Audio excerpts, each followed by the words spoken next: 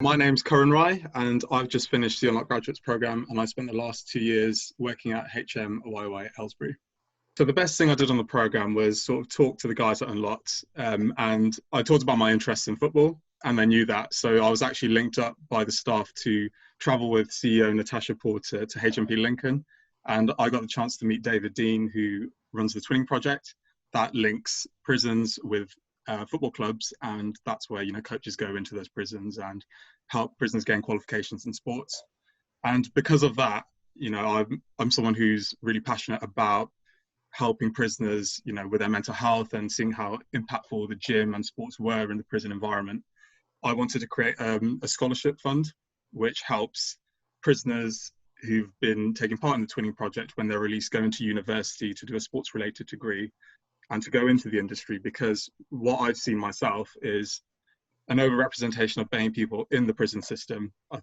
In Aylesbury, I think is around 51% BAME, and an underrepresentation in the sports industry.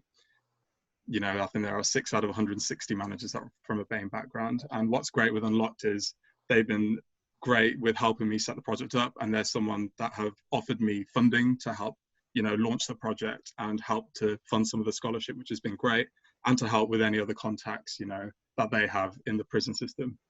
Cool. So an interesting project I worked on whilst as a prison officer was I was on restricted duties for a few months, and I had the chance to work with the offender management unit, and they tasked me with the opportunity to see how well prisoners in Aylesbury utilise the services we offer. And they were aiming for quite a low return rate. It was something like 30%. And I decided to sort of make it as engaging as possible, really creative, something that the prisoners could relate to.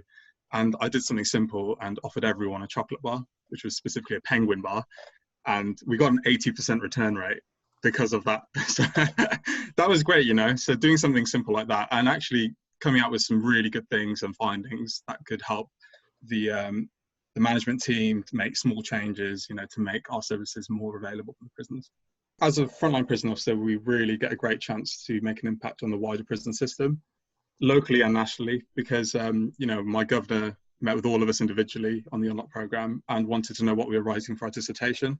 I'm actually writing something a bit more local around our segregation unit and how we can make small improvements to improve our regime there and to get a better balance between being punitive and rehabilitative.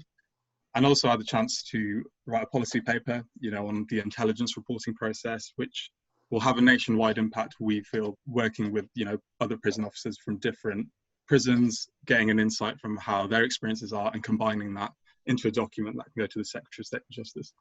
So something I'd say to someone who's applying to the Unlock programme is to not be afraid of the stereotypes you see that you feel a prison officer is. Most people before they apply think, a prison officer is male, really big, strong, aggressive, and that is not the case at all.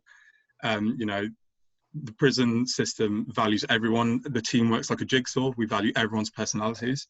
And the best prison officer I know is a 55-year-old grandma of 4 who commands the respect of her wing, not through her being aggressive, but just being caring and being there for prisoners and showing that, she wants to help with their rehabilitation.